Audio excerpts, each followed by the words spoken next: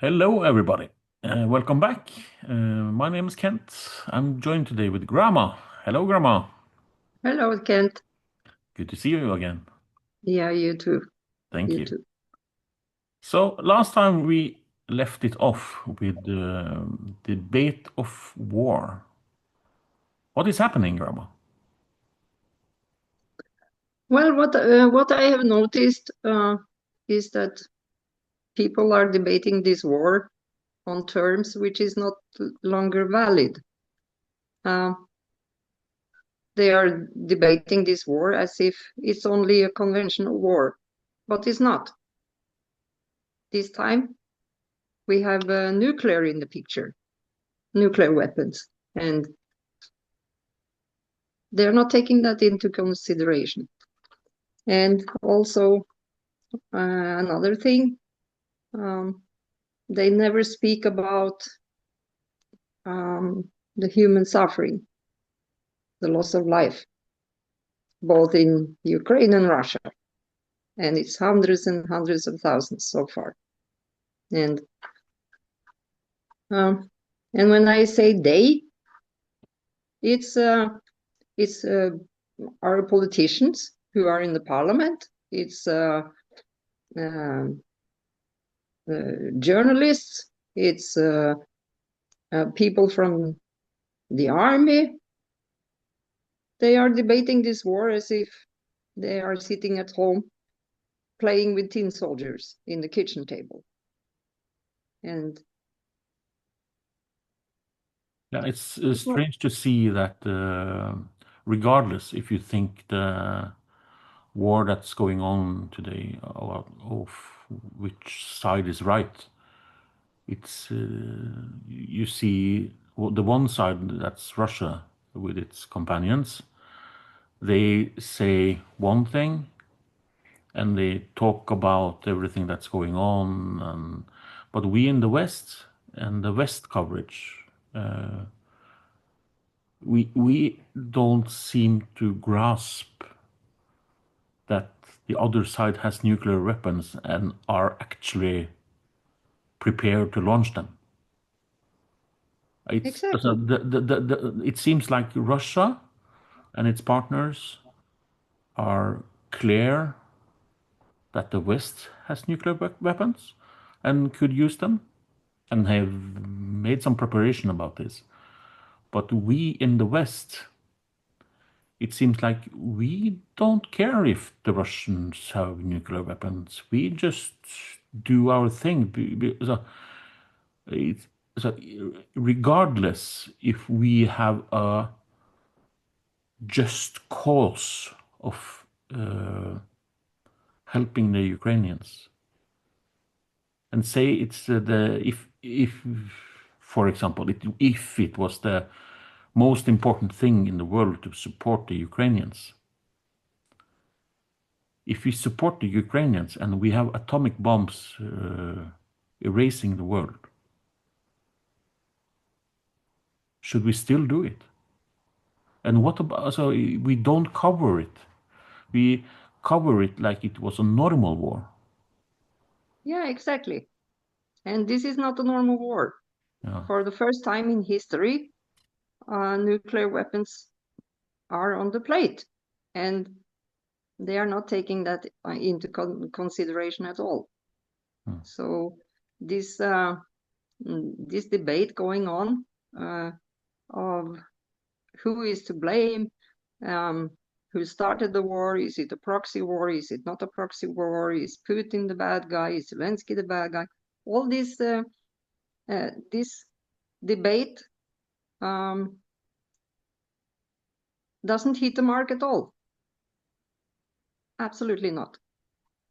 And I have seen, for example, in social media, I have seen politicians in the parliament, for example, saying we cannot allow Putin to threaten with nuclear weapons, for example. That's one argument. As if Putin is asking anyone can I be allowed to threaten you with nuclear? It's a debate on intellectual level, which is so out of touch, so stupid, I will say, very stupid.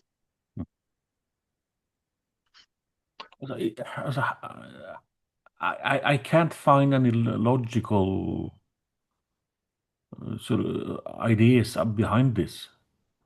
So when you see the politicians stand and talk like they have a just cause, which they may have, but they don't acknowledge that the other side can eliminate us. So No, we in the West maybe can eliminate them also, but the cause itself, the root cause, is so important to, let's say, the other side, the Russians, that they won't back down. yeah, Is this and this they the should know. This they should know from history. Yes, they they should should? know this. Yeah, Mm. but But they don't even take history into consideration. Some people say they don't know history, they are stupid and stuff like this, but I don't think they are stupid. I don't think they are stupid. I think um, they are at some level evil or something. They have lost big parts of humanity, how we used to. Um, Norway, for example, is known around the world to be the biggest peace nation. And where did all that go? It used to be a big industry in Norway, peace. As soon as any conflict was erupting somewhere in the world, a big apparatus was activated, and uh, Norwegian peace brokers have been traveling all over the world in small conflicts and big conflicts it's for more strange. than, Yeah, yeah, it's yeah, strange to see this. So, yeah, but so in some way, they have to believe that the Russians are not serious. Because if they yeah. thought that the Russians were serious, they couldn't possibly do and say the things they're doing. Or No, I don't am think. I I don't talking think. from a logical side Yeah, now, and they are not logical? Because I I think don't think. everybody can see that Yeah, it's not logic that runs this. no, it's Because not. it It's was it uh, it's ideology. They um, they don't want to. mm, this debate they have going now um, makes them feel they belong to a bigger group and ideology and narrative, and that becomes, and it's this who becomes the main thing. And if you like I have been doing in social media, for example, um, going into a comment field and I say, for example, yes, but um, Putin has nuclear weapons. Why don't you take this under consideration? And they they don't come back with arguments. No, no, no. They start to uh, throw bad names at you and um, yeah, even yeah, it seems like people politicians in have the taken a parliament. side. Hmm? It seems like the people itself has taken a side that it's, for example, Ukraine that has a just cause and they defend Mm-hmm. it with everything, or Mm-hmm. they defend the Russians. And It's one side against another.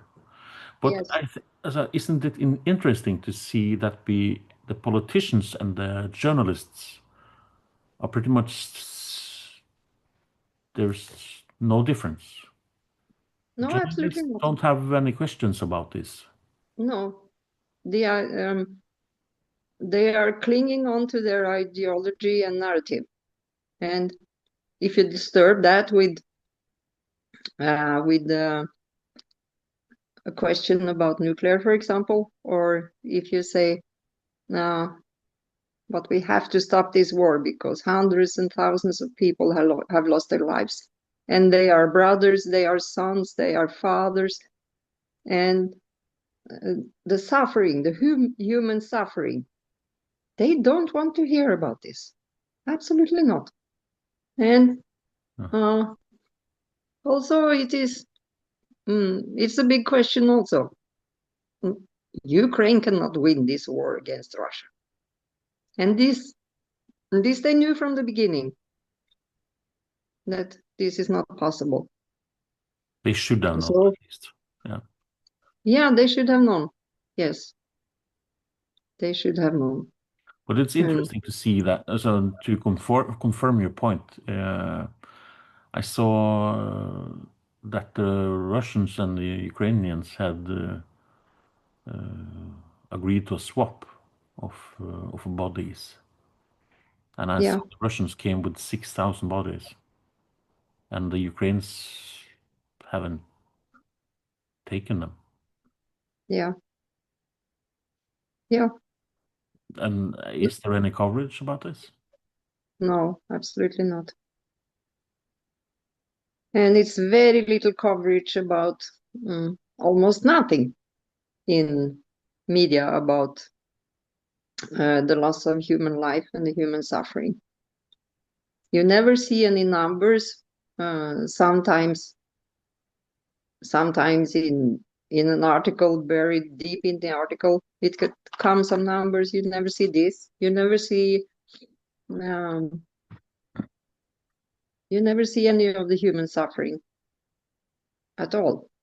They No. keep it from the people But in because ci- they want to keep the narrative. yeah, That's what they want. but in civilized societies, there should be Mhm. debate. It should Yes. be allowed to say, if some people mean one thing and some people mean another thing, there should be a platform, a big platform that gives space for the opposite side to express their opinions. But now everything is put down and there's no debate about No. what the official narrative is, especially here in Mhm. the West where Yeah. we come from. Yeah. Everyone who tried to say something logic, something um, maybe the Russians are doing this because of this. They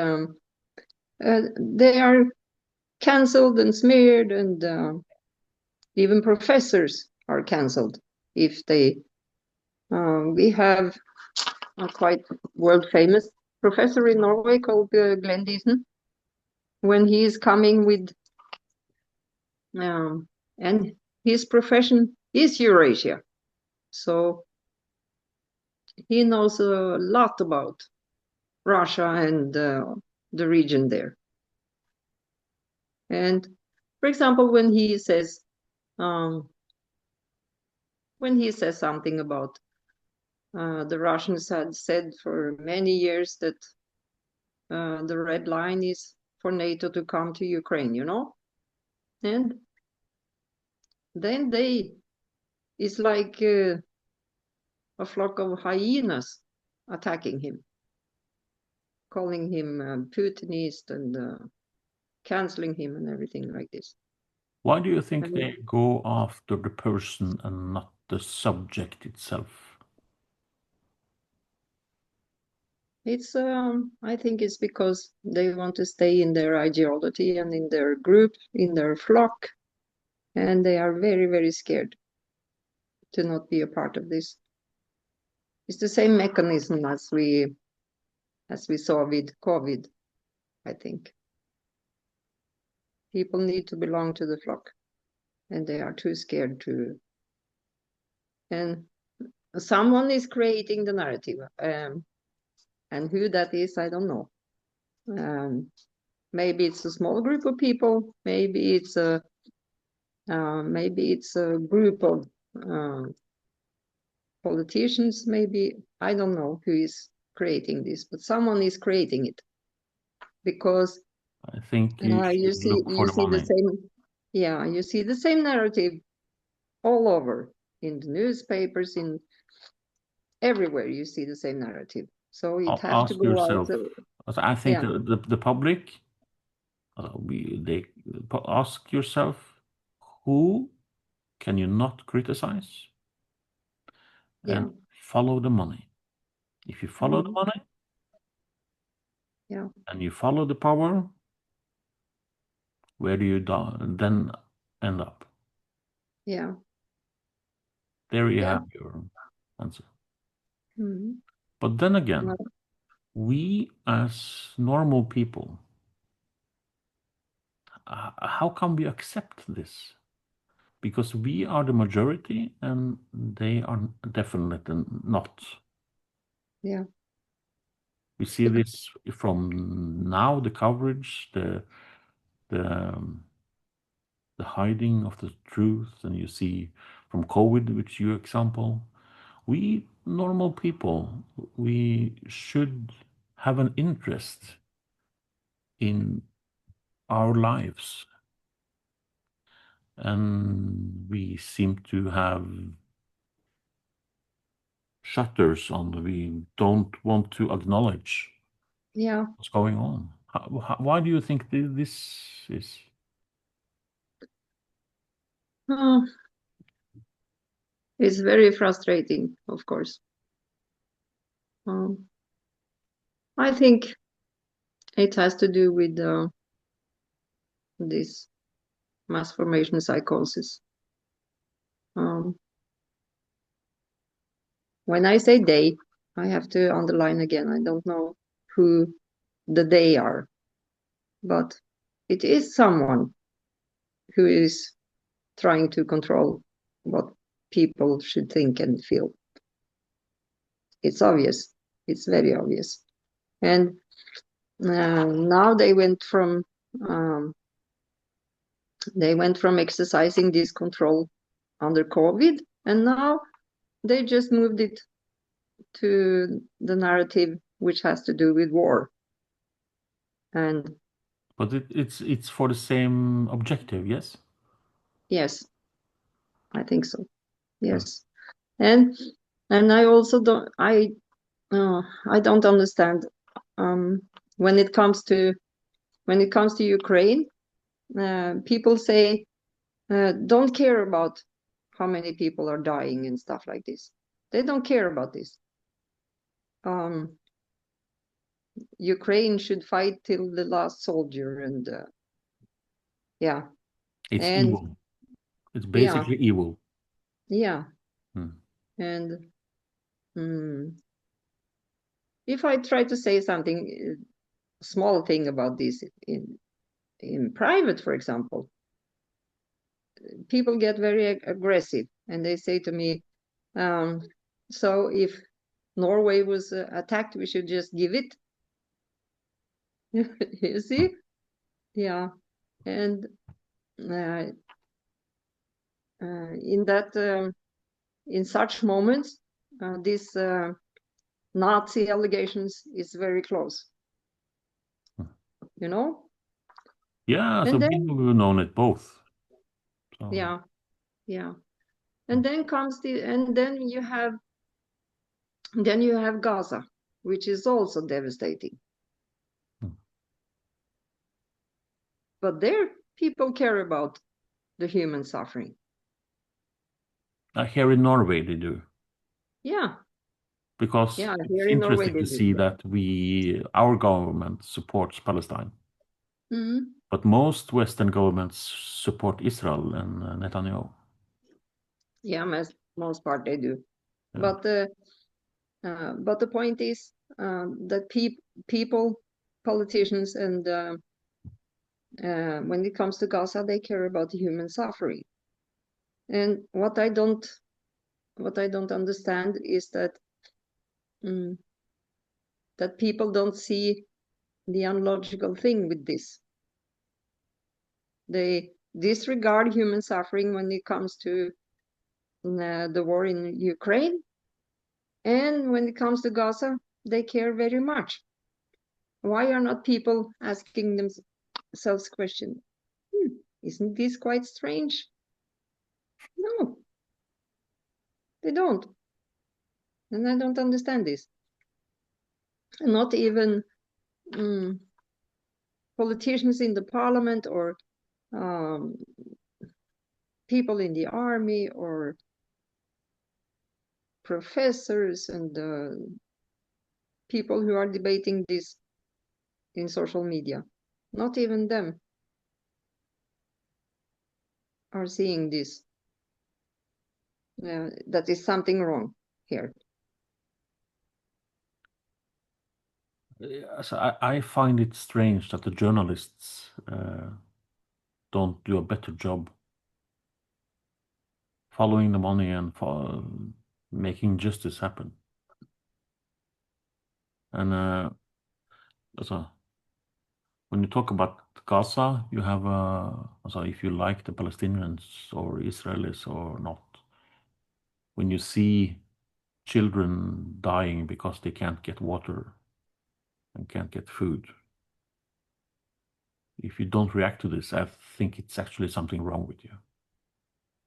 Yeah, Because it's and the one same side. and the same thing in Ukraine. Yeah, but it's also Ukraine. They have. I'm not going to compare it straight now, but when you see in with the Palestinians, you have one side that has the tanks and the planes and the bulldozers, and the other side have small guns Yeah, and they don't that's lack. not very far from the truth in Ukraine either. Yeah, but in Ukraine they Because have. Russia have weapons and manpower, which is Yeah, it's better, but yeah, they at least can fight somewhat back. yeah, At least that's the narrative. That the narrative is that the Ukraine is winning. So, but I understand what you're saying. yeah, But it's so we come back to it. It's what you mean and what I mean about a thing is not. It's one thing, but the thing itself, the cause, the truth is the truth. yeah, And people look at the truths from their own perspective. But the truth is still the truth. yes, Yeah, it like is. you say in Gaza, and if it's the Ukraine or something else, so there's narratives being pushed by different people with different agendas and like this. As normal people, we should aim to find the truth and make your own opinion up. Yeah, And and also what is also so bad about this is that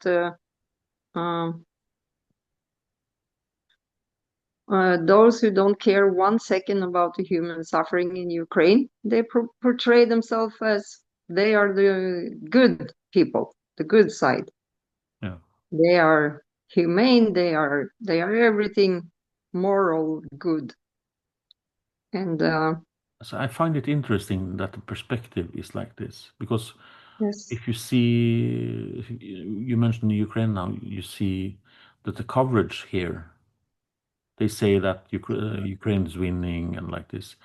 But on the other side, they have said that Ukraine is losing 10 guys and the Russians are losing one maximum. yeah, mhm, 10 to 1 just now. like yeah. And it's not only the If it's that much. nuclear. Yeah, it's not only the nuclear weapons, by the way. Mhm. It's also these hypersonic missiles, um, which is also a very powerful weapon that Russia have. But Yeah, and that's the point here is that the debate is not debating the topic. Yeah, it's It's basically beside the it's topic. yeah, Yeah, it's and narrative also based. like I said to one of my grandchildren, uh, I was understanding that she was about to, how to say, mm, come into an leftist environment where um, where they protest to free Palestine and all that things, and it's coming in a lot of other stuff with this. But I said, and um, she said to me, "They are killing grandchildren. They are killing children, Grandma." She said to me, and I said to her, "Yeah, that's true. Israel, they are killing children, but so does Hamas. So if you support Israel, you support someone who killed children. If you support Hamas, you support someone who killed children." So, um, It's difficult to be a normal person and look yeah, up to the politicians that many people do, and they yeah, defend them with mm, everything they got. And every yeah, person has something good inside them, maybe, yes, and every person has mm, something evil inside them, yeah, maybe. People can make their own opinion about this, but yeah, uh, and nobody sees the good and the bad. So make a choice about the person they don't like. If they have mm, somebody they like, they defend this person with everything they got. And the yeah, same is on the other side. If you don't like this person, they can't do anything good. They have no redeeming qualities and can't do anything good for around themselves. Don't, mm, yeah, be nice to their children and anything else. So it's interesting to see that it's always black and white. yeah, yes, it is. But when it comes to war, uh, and speaking about truth, I think the truth is that the only moral thing to do when it comes to war is to try to do everything to stop war and create peace. Nobody I wins don't if you have a nuclear war, at least. know. And No. war was never creating anything good. Hmm. So we have to be, As I think people should reflect about this. So yeah, what is war exactly? It's a continuation of policy. It's yes, one man or woman that wants something from the other side and mm, that they don't get it, and they finally go to war. mm, To so the end is always that the people are suffering. yeah, If it's the ancient kings and queens, or if it's today's prime ministers and presidents and captains of industry, it's always the same. It's the yeah, people that pay yeah, every time. and especially the children. Yeah. Yeah. So we have, I think, the conclusion have to, mm, the conclusion have to be to not pick a side in any war, to just be Yeah, it's interesting to see. on the side of peace. Yeah, it's interesting to see that Mm, talking has been overrated now. mm, yeah, We, as a former peace nation, we mm, have our prime minister said it's war is the way to peace. yeah, We yeah, then the lunacy is complete. Mhm. It is complete. But this is extremely interesting to see that, let's say we now in the West, we consider everything we do as the right way, the just way. We want to push democracy. We have many reasons to do what we do. But look at the results of the things we're doing. So, for example, the thing that comes to my mind and Norway is Libya. Yeah. You can say what you want about Gaddafi Mm. at that time. Mm. He had some bad qualities, but he also had something good about him. Also, if people should look into this and Mm. see what was Libya under Gaddafi and look at what it is now. Yeah. And our prime minister, he sent the planes to bomb because they needed practice. Yeah. That's how crazy it is. That's how crazy it is. And we have no debate about this. And No. if we see Europe, let's see what NATO did in former Yugoslavia. Mm. I'm not taking any sides, but NATO took a side. Yeah. The bombing of Belgrade, for example, Uh, it's horrible. was devastating. Uh, And now they are on their high horses and they say that Putin is the bad guy. Yes. uh, And the same guy who says Putin is a bad guy and only this is the same guy who was killing more than 20,000 women and children in Libya. hmm. So So, people need to yeah. wake up. Please, everybody, just Yeah. you read your history. History Yeah. is interesting. Yeah. Hmm. It is.